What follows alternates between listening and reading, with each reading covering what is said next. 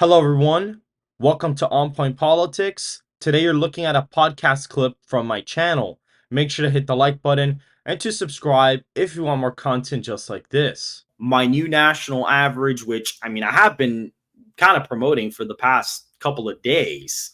So that is definitely something that is pretty interesting. And again, I've talked about it in this current episode, and right now, we finished the website. I think it's looking pretty nice. And I'm going to show it to you guys right now so you guys can go ahead and see it before we end off this show here.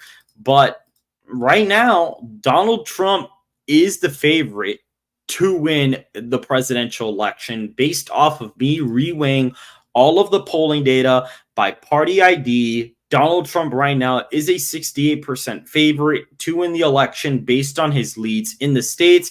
Harris at about 31%. Donald Trump's odds in Wisconsin, Pennsylvania, North Carolina, Georgia, Arizona, and Nevada are all above 60%. That's why they are in the lean column. All of the states that are in the likely column are 70 to 80% odds, and anything that's safe has more than an 80% chance of going to either candidate. And looking at North Carolina, 67% odds in North Carolina, Florida, 76% odds in Florida for Donald Trump to win them. And Donald Trump is winning the state by a little bit over 10. It looks like an 11-point win there. Texas right now, I think it's like on the brink of 15 points based on what I have. Colorado's like a 9.5-point win. Illinois, it's like around a little bit over 10. New Jersey is like a 7 or 8-point win. New York is actually in this, like a little bit in the safe column. It's like barely safe or like barely under safe. I can't really tell when I do the math in my head. Trump in Pennsylvania is up by 4 and change. Michigan, 3.5. Wisconsin, he's up by over 5. And he's up in all the Sunbelt states by over 5 points. And looking at California, he's up there by a little bit over 20. So again, Donald Trump is the favorite. And right now, with the states that are up for grabs, New Mexico is a point and change for Harris. Minnesota is about 2 points, 3 points for Harris. So that's actually her best deep blue state. Maine is toss up. It's a little bit under 60% odds for Harris. It's almost a 4-point win. So slightly bluer than Minnesota. And Michigan right now is a Trump +3 state. Looking at Virginia, we look at that. That's like a 2.5-point victory. In New Hampshire, it's like a 1-point-something percentage point win. And Nebraska second. Harris is like nearly leading it. It's the closest state on the map right now. And looking at the national average, today we dropped a new Economist poll into the average, and I believe a NPR/Marist poll was dropped out of the average because it's over a month old. And when you reweigh all of the party ID data, Donald Trump is leading. And this kind of aligns with the polling error that RCPs has had in the past. In 2016, they overestimated Clinton by 1.1, then they overestimated Biden by 3. And a lot of the polling data has gone bluer in their samples, especially with Harris now. And so you may see Donald Trump really win the popular vote by about 2 to 3 points. And right now I have Trump up by 3.2%. And it's not putting Harris in the best spot. She's hovering right around her job approval rating on RCP. And the job approval rating always tends to be a lot more accurate. That's always where it is. It's a lot more accurate than even any poll. Usually, the job approval tends to predict the national popular vote share of either candidate pretty well. And Donald Trump, once RFK kind of dropped out, you clearly see I've left him in the average because I want to see where his support goes over time. And as Kennedy's fallen, Donald Trump has gone up in support. Harris has gone up a tiny bit, and you can see here Harris gained about a point in the average here. This is because I implemented something here, and I posted this on X. I implemented something in the grading system. This is how I grade the polls. Basically, you get certain points based on certain things. So margin of error from 2020, the more inaccurate you were, the less of a grade you get. So the more accurate you were, the more points you get in the average.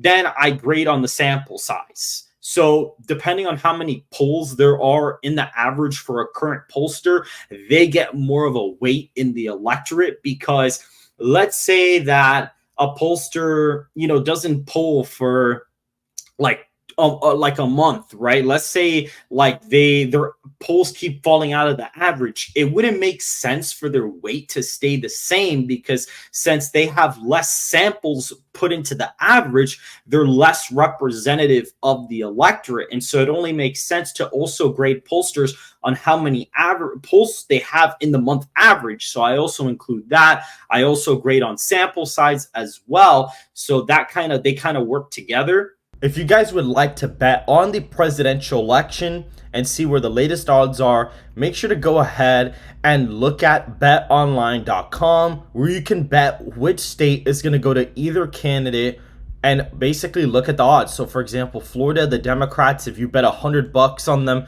you get about 600 back, which is pretty insane. And looking at Illinois, same thing. If you bet on Republicans $100, you'd make about $2,500. You can also vote on the Electoral College, whether or not, what amount of votes each candidate will get in the Electoral College. You can actually bet on the presidential debate as well, Donald Trump being the underdog. I may actually bet on that, but we will see. Looking at referenda, you can also bet on certain, referendums that have to pass or not. You can also bet on the winning party.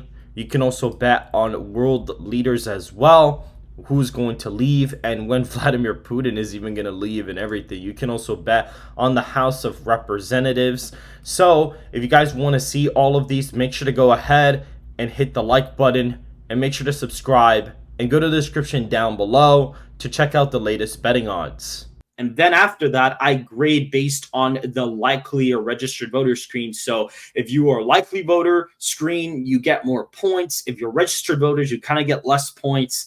And this is where I implemented the grading on undecided. So the more undecideds you have, the less of a grade you get. So if you have a poll that has Trump at 40 and Harris at 40, you're going to have 20% undecideds. Like, that's a lot of people. That's literally like the undecideds could all break either way and the race could go either way. So it only makes sense for pollsters that have more undecideds to get less of a grade, because they may be less representative, and I want to keep the undecideds as low as possible in the average. So when I predict my final popular vote margin on election day, when I'm kind of doing my final election predictions for everything, I want to have as least possible room for error as much as possible. And so when you see this date here between August 25th and the 26th, you see Harris does gain a point, but the undecideds go down by about a point, and that's what happened. Harris just picked up all the undecideds when I weighed for polls that have less undecided. So for those of you claiming that I'm trying to be biased when I make this average, I'm not. I'm trying to be as accurate as possible by reweighing all the polling ID or the party ID to get a more accurate representation. And just for the sake of this, the national average, I'm weighing it to a tied electorate. Republican registration nationwide in every single state except Colorado has been absolutely good, to the point where I kind of have to move the electorate like a point to the right. I mean, I have to. The electorate in 2020 was D+1, and it was funny. When I actually did this for 2020, I actually went back, used the same pollsters, plugged in all the data, and what I did is I weighed the 2020 electorate to the 2016 electorate, and when I did that, my final average was Biden at like 49.5%, and Trump was like at 44 point something. Like, it was literally like Biden plus 5.2, which was Biden's final average with Rasmussen reports, by the way. So my average, doing the same thing I'm doing now with Biden, would have produced a more accurate average than RCP and 538 did. The same exact thing I'm doing. And all I did is I reweighed all the data to 2016, and Donald Trump was down in the popular vote 5.2%, and that would have helped me predict the Electoral College almost spot on. And looking down here, we tested the model to 2020, and the way it works is we have my polling average / personal estimation, my demographic margins, which is the 538 thing I showed you. I plugged in Barris's numbers. I plugged those in. And then what I do is I find the nonpartisan leaning of every single state. So essentially what it is you get a state, you find how it votes relative to the nation. So for example, Georgia was tilt blue in 2020, but the popular vote was Biden plus 4.5. It was a margin of plus 0.2. So when you subtract the popular vote minus the margin, you get the relative vote to the nation. So Georgia voted to the right of the nation by 4.2%. So when you find that for every state and you track the trend between 2000 and 2020 and you add the trend from each cycle to the 2020 numbers, you find an estimate relative to the nation vote for every state. And then I add my estimated popular vote to that, and that gets averaged in with the other two results. And when we tested the model to 2020, I mean, you literally get something that's pretty much accurate. Now, what I preface this is the 538 model, the default settings are the correct 2020 demographics. And so clearly, if I plugged in the correct demographics, it would have been right. So assuming that I would have gotten the demographics correct and plugged in my own personal projections from 2020, which was Biden 278 to Trump 260. And I still remember all of the categorizations I had for that election. And looking at my nonpartisan plus popular vote margin, I plugged in my Biden plus 5.2 into all of the partisan leaning. And you get something that's pretty accurate. And I even put something here. If I would have basically overestimated Trump in the demographic model by 5 points in every state, it would have been Trump 289 to 249. If I would have overestimated Biden, which would have been more likely given the polling data we had, I would have had Biden with 321 to 217, and North Carolina would have been tilt blue. So I still would have been within reason, way better than 538 or RCP or Nate Silver for that matter. And so this is what you get. And it's pretty close. Like Minnesota plus 6.2 for Biden. It was Biden plus 7.1. New Hampshire was 6.5. Biden plus 7.4. Maine was actually a little bit bluer in the final result. It was like 10.1, and he ended up winning it by 9.1. Nebraska, D plus 5. It was 6.6. Pennsylvania, 0.8. It was plus 1.2. Wisconsin, 0.5. Was literally plus 0.6.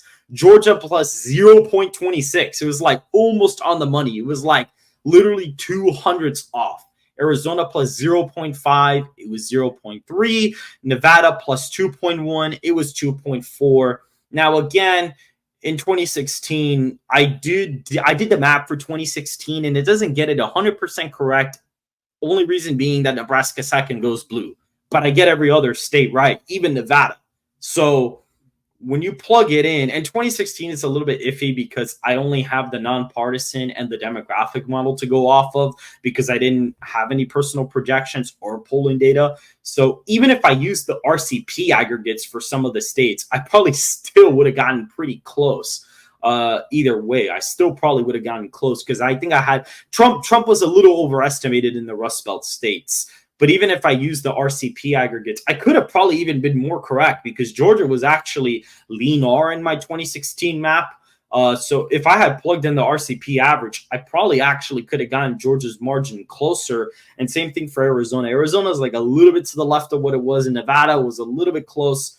So overall, this model, when used correctly and honestly, does prove to be accurate. And there is some human intervention. I am fiddling around with the model, but I feel like that's important because if you're strictly relying on some mathematical equation, you're kind of leaving out the critical thinking process of a person knowing what the electorate's going to look like, who's going to turn out, where states are moving. Like you're kind of missing that. And with these new adjusted averages, you get something that's a lot better. I actually did the adjusted average for Wisconsin in 2020, and my adjusted average is Biden plus 2.1. That's not that off from the final margin. The final margin was Biden plus 0.6. That's like 1.5 points off. That's literally better than any aggregate you would find out there. And I weighed for an R+5 electorate. I literally weighed for the same electorate as 2020, and we basically would have had the same exact, not the same exact result, but only 1.5 points off.